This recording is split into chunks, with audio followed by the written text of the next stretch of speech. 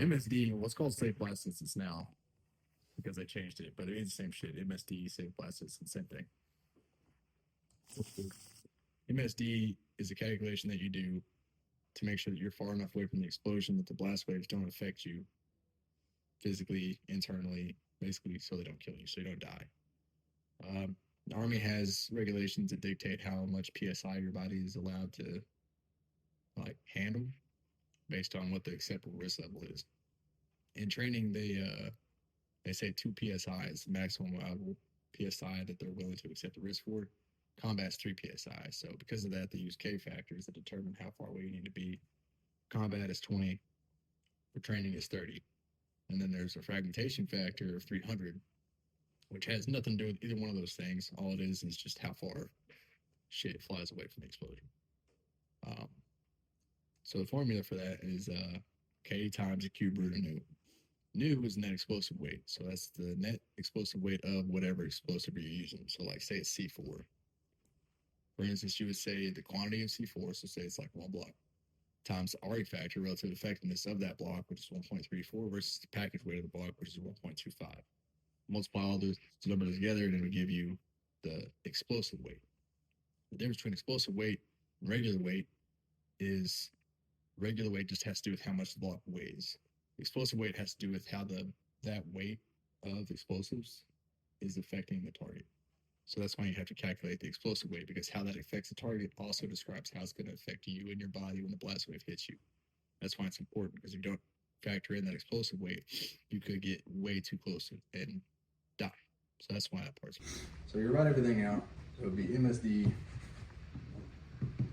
equals K times the cube root of nu. First things first, you got to figure out what your nu is. So nu is going to be quantity times weight times RA factor. So quantity in this case should 36 blocks C4. 36 times the RA factor, which is 1.34, times package weight, which is 1.25. Multiply all three of those numbers together. It's going to give you the net explosive weight of those blocks.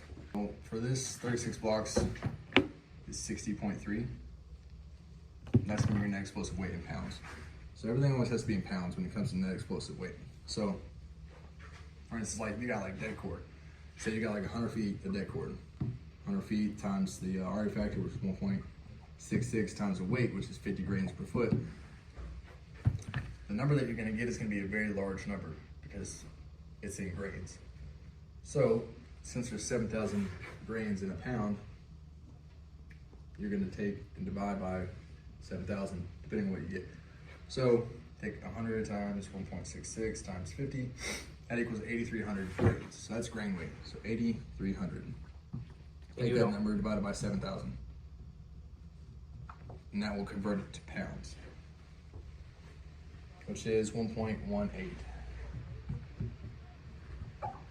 So, anytime you're dealing with an explosive that uses grain weight instead of pounds, you're going to have to do that conversion. All you do is divide the number by 7,000 and it gives you pounds. Super simple. Example of explosives that use grain weight. So the explosives that use grain weight, a couple examples are going to be blasting caps, dead cord, flexible linear shape charges. All those use grain weight instead of pounds. Black powder is also grain weight. All those, if you had a calculator for nu, would have to be divided by 7,000. So once you divide it by 7,000, you'll get the pounds. And you'll add up all the pounds for all the different types of explosives that you have. Whenever you get that number, in this case, it's going to be 61.48.